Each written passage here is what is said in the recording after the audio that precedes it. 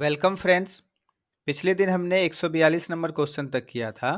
Windows में add और remove programs, add new hardware, modem आदि जैसे आइकन कहाँ दिखते हैं? तो कंट्रोल पैनल में हमको ये सब जो है ऑप्शन दिखाई देता है। ठीक है, नेक्स्ट क्वेश्चन है यहाँ पर 143 number. Windows XP operating system के कंट्रोल पैनल में, फिर से कंट्रोल पैनल का ही क्वेश्चन है, निम्न में से कौन सी यूटिलिटी कंप्यूटर सिस्टम पर प्रोग्रामों और घटकों को व्यवस्थित करने में सहायक है? तो जो कोई प्रोग्राम हमारा हटाना हो या लाना हो, उसके लिए ऑप्शन होता है ऐड और रिमूव प्रोग्राम्स का। तो हिंदी में है प्रोग्राम सम्मिलित करें या हटाए। ए नंबर आंसर हमारा इसका हो जाएगा।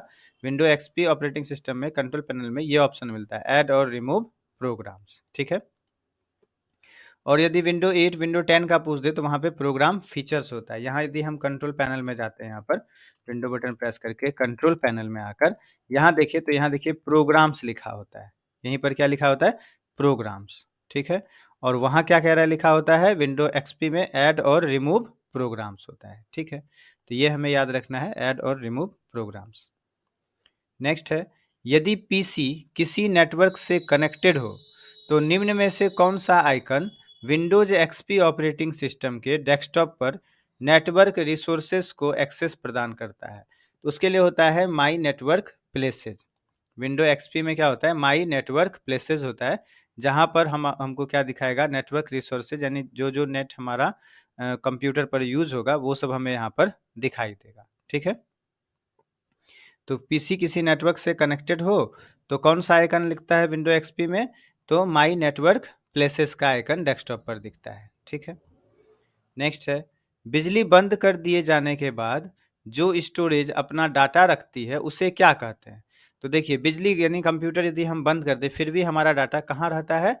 हार्ड डिस्क में रहता है, या जिसमें SSD लगा है वहाँ रहता है ना?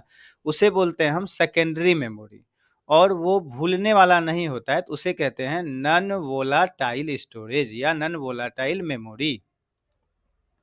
तो बिजली बंद कर दिए जाने के बाद जो स्टोरेज अपना डाटा रखती है उसे नॉन वोलाटाइल स्टोरेज कहते हैं। ठीक, नॉन वोलाटाइल का मतलब होता है नहीं भूलने वाला। जो हमारा कौन सा मेमोरी होगा? Secondary memory, hard disk, SSD, pen drive, memory card, ये सब हमारा नॉन वोलाटाइल स्टोरेज हुआ।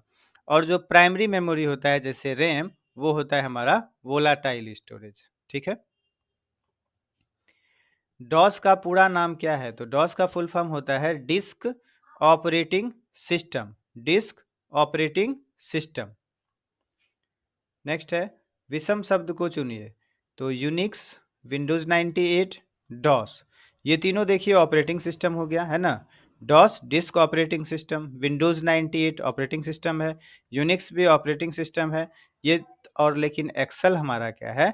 ये एप्लीकेशन सॉफ्टवेयर है। ये सब हमारा सिस्टम सॉफ्टवेयर हो गया, और एक्सेल हमारा क्या है? Application software. जैसे MS वर्ड एप्लीकेशन सॉफ्टवेयर है, MS power point application software है, टैली एप्लीकेशन सॉफ्टवेयर है। ठीक है, तो इसमें भिन्न हो गया हमारा डी नंबर आंसर। नेक्स्ट है, कौन सा सॉफ्टवेयर कंप्यूटर के हार्डवेयर को नियंत्रित करता है? तो हार्डवेयर को नियंत्रित करने के लिए सिस्टम सॉफ्टवेयर होता है। ठीक है, पहले हमारा कंप्यूटर ऑन हो जाए, हमारा सिस्टम चलने लगे, उसके लिए हम सिस्टम सॉफ्टवेयर, उसमें भी क्या? तो ऑपरेटिंग सिस्टम सॉफ्टवेयर इंस्टॉल करते हैं ना, जैसे विंडोज 8, विंडोज 10, विंडोज 11, इस तरह से, या विंडोज एक्सपी या विंडोज 7, है ना। तो कौन सा सॉफ्टवेयर कंप्यूटर के हार्डवेयर को नियंत्रित करता है? तो सिस्टम सॉफ्टवेयर नियंत्रित करता है। ठीक है, उच्च स्तरीय भाषा में लिखे गए प्रोग्राम को कंप्यूटर अपनी समझ के लिए निम्न स्तरीय भाषा में किसकी मदद से बदलता है? तो कंपाइलर की मदद से बदलता है ना। किसकी मदद से बदलता है? कंपाइलर की मदद से बदलता है। और यहाँ पर है इंटरप्रेटर, तो देखिए इंटरप्रेटर की मदद से भी बदलता है ना। और दोनों, तो आंसर क्या हो जाएगा? दोनों। उच्च स्तरीय भाषा में लिखे गए प्रोग्राम को कंप्यूटर अपनी समझ के लिए निम्न स्तरीय भाषा में किसकी मदद से बदलता है? तो कंपाइलर और इंटरप्रेटर दोनों की मदद से बदल सकता है। ठीक है, उच्च स्तरीय भाषा में जो कोई प्रोग्राम लिखा गया उसको मशीन लैंग्वेज में यदि चेंज करने के लिए कहा तो कंपाइलर और इंटरप्रेटर दोनों ऐसा कर सकता है। यहाँ पर आंसर हमारा क्या हो जाएगा? दोनों। ठीक है, चलिए नेक्स्ट, कंप्यूटर की असेंबली भाषा में लिखे गए प्रोग्राम को मशीन भाषा में बदलने का काम कौन करता है?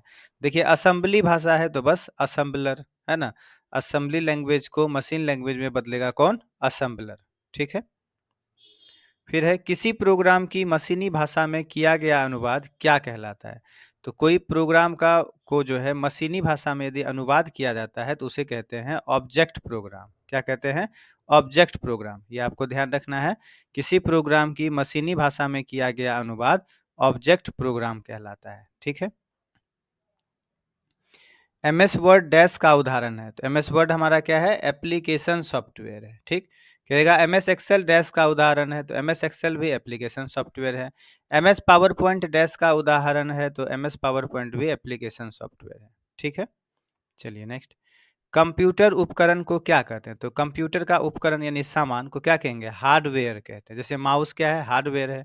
कीबोर्ड क्या है? हार्डवेयर है। मॉनिटर क्या है? हार्डवेयर है। ठीक है। सिस्टम के डैश में प्रोग्राम या इंस्ट्रक्शन होते हैं, तो सिस्टम के सॉफ्टवेयर में प्रोग्राम या इंस्ट्रक्शन होते हैं। सिस्टम के सॉफ्टवेयर में प्रोग्राम या इंस्ट्रक्शन होते हैं। नेक्स्ट। निम्नलिखित में से कौन सा एक ऑपरेटिंग सिस्टम है? तो यूनिक्स एक ऑपरेटिंग सिस्टम है। ठीक है। बाकी सब हमारा ऑपरेटिंग सिस्टम नहीं है, तो यूनिक्स हमारा ऑपरेटिंग सिस्टम है। लिनक्स ऑपरेटिंग सिस्टम है। यूनिक्स तो ऑपरेटिंग सिस्टम है ही। उबंटू ऑपरेटिंग सिस्टम है। बाकी Windows XP, Windows 7, Windows 8, Windows 10, Windows 11 ये भी हमारा ऑपरेटिंग सिस्टम है। ठीक है। उबंटू क्या है? तो अभी जस्ट हमने किया, ऑपरेटिंग सिस्टम है। कंप्यूटर डाटा की सबसे छोटी इकाई क्या होती है? तो कंप्यूटर में जो माप तौल के लिए इकाई होता है वो बीट होता है सबसे छोटा। कंप्यूटर डाटा की सबसे छोटी इकाई क्या होती है? बीट होती है। बाइनरी नंबर प्रणाली में डैश और डैश होते हैं, तो बाइनरी नंबर प्रणाली में 0 और 1 अंक होता है। बाइनरी नंबर प्रणाली में केवल 0 और 1 होता है। ठीक है। कंप्यूटर के जनक कौन है? तो चार्ल्स बेबेज जो है वो कंप्यूटर के जनक हैं। चार्ल्स बेबेज कंप्यूटर के जनक हैं। इनमें से कौन सा उपयोगकर्ताओं को चित्र और एनिमेशन जैसे चित्रमय तत्वों यानी ग्राफिकल एलिमेंट्स के माध्यम से किसी उपकरण के साथ इंटरेक्ट करने की अनुमति देता है? तो क्या होता है? Graphical user interface. GUI based हमारा अभी विंडो होता है, यानी आइकन जैसा बना होता है। मोबाइल में भी देखिए लोगो छोटा छोटा बना होता है, उसे बोलते हैं ग्राफिकल यूजर इंटरफेस। तो इसका आंसर हो जाएगा नंबर ए।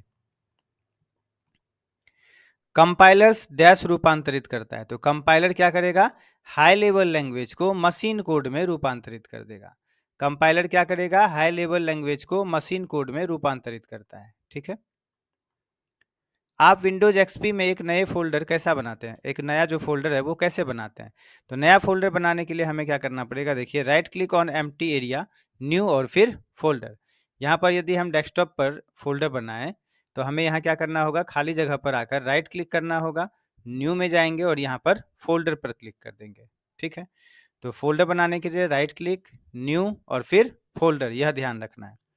तो यह विंडो एक्सपी से हमें क्वेश्चन पूछे या विंडोज 8 से पूछे या 10 से पूछे, सब में हम ऐसा कर सकते हैं। ठीक है। ये डी नंबर आंसर हो जाएगा। फिर है असेंबलर डैश रूपांतरित करता है, तो असेंबलर है तो असेंबली लैंग्वेज को मशीन लैंग्वेज में रूपांतरित करता है। असेंबलर क्या करता है? असेंबली लैंग्वेज को मशीन लैंग्वेज में रूपांतरित करता है। ठीक है। नेक्स्ट।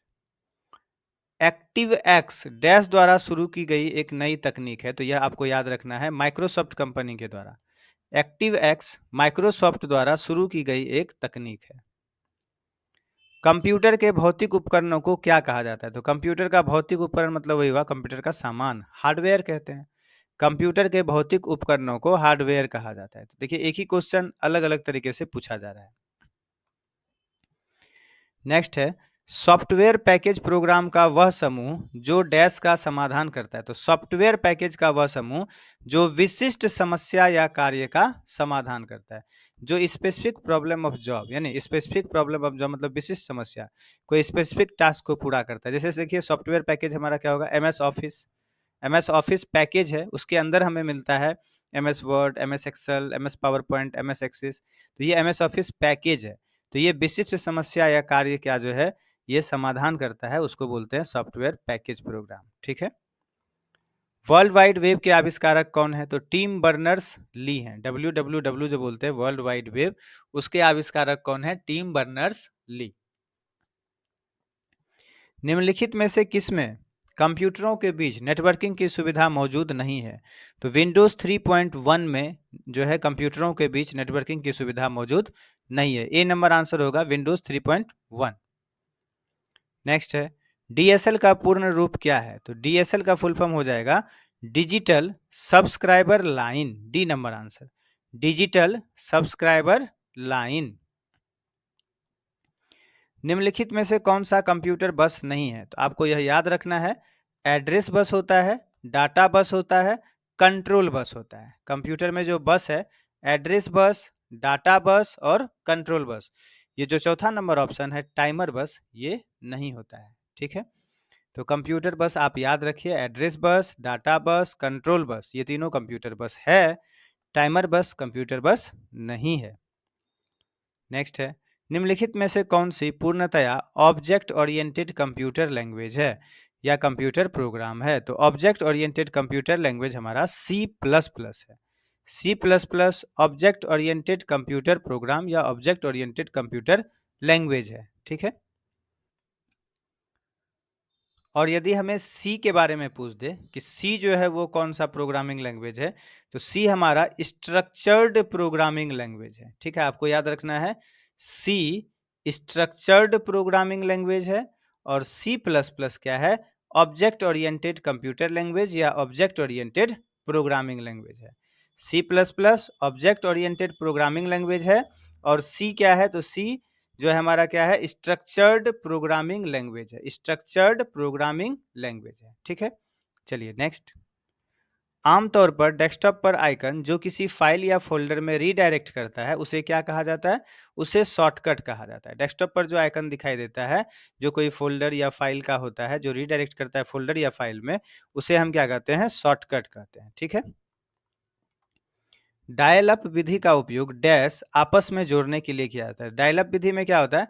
आपको एक आईएसपी के द्वारा, इंटरनेट सर्विस प्रोवाइडर के द्वारा नंबर दिया जाता है, आप उस पर कॉल करते हैं, फिर आपको इंटरनेट कनेक्शन मिलता है। यानी इनपुट एंड आउटपुट डिवाइस को जो है आपस में जोड़ने के लिए किया जाता है। इनपुट भी होता है, पहले हम नंबर डायल करते हैं, फिर उधर से हमें आउटपुट मिलता है, यानी हमें मिलता भी है ना। तो डायल अप विधि का उपयोग इनपुट एंड आउटपुट डिवाइस आपस में जोड़ने के लिए किया जाता है। ठीक है, डिलीट की गई फाइल जिसे रिसाइकल बिन में संग्रहित किया हो गया हो उसे हम क्या कर सकते हैं? तो देखिए, यदि आप कोई फाइल डिलीट करते हैं और आपका यहाँ रिसाइकल बिन में आ जाता है, इसके साथ हम क्या क्या कर सकते हैं? तो किसी फाइल पर जाकर हम यदि राइट क्लिक करते हैं तो रीस्टोर कर सकते हैं। आपको ध्यान रखना है, हम फाइल को क्या कर सकते हैं? जो फाइल हमने डिलीट किया, तो यदि उसमें जाएं तो उस पर राइट क्लिक करने के बाद उसे हम रीस्टोर कर सकते हैं, कट कर सकते हैं, डिलीट कर सकते हैं और उसका प्रॉपर्टीज चेक कर सकते हैं। तो चलिए ऑप्शन चेक करते हैं क्या मिलता है। तो डिलीट की गई फाइल जिसे रिसाइकल बिन में संग्रहित किया गया हो उसे हम क्या कर सकते हैं? तो उसे रीस्टोर किया जा सकता है। उसे क्या कर सकते हैं? रीस्टोर कर सकते हैं, कट कर सकते हैं, डिलीट कर सकते हैं और उसका प्रॉपर्टीज चेक कर सकते हैं। नेक्स्ट है, ड्राइंग, मुद्रित पाठ या अन्य छवियों को डिजिटल रूप में परिवर्तित करने वाला स्कैनर एक डैश होता है। तो देखिए, जब आप ऊपर प्रिंटर में स्कैन करने के लिए लगाते हैं तो एक लाइट उसके ऊपर से गुजरता है। तो क्या होता है? वो प्रकाश संवेदनशील उपकरण होता है। स्कैनर क्या होता है? प्रकाश संवेदनशील उपकरण होता है। ठीक है, तो ए नंबर आंसर हो जाएगा। नेक्स्ट है, इंटरनेट पर किसी कंप्यूटर की पहचान इसके डैश द्वारा की जाती है। तो इंटरनेट पर किसी कंप्यूटर की पहचान इसके आईपी एड्रेस द्वारा की जाती है। इसके आईपी एड्रेस से जो है किसी कंप्यूटर का पहचान किया जाता है। ठीक है, नेक्स्ट है, टीसीपी का पूर्ण रूप क्या है? तो टीसीपी यानी क्या हो जाएगा हमारा यहाँ पर? देखिए, डी नंबर आंसर होगा ट्रांसमिशन कंट्रोल प्रोटोकॉल।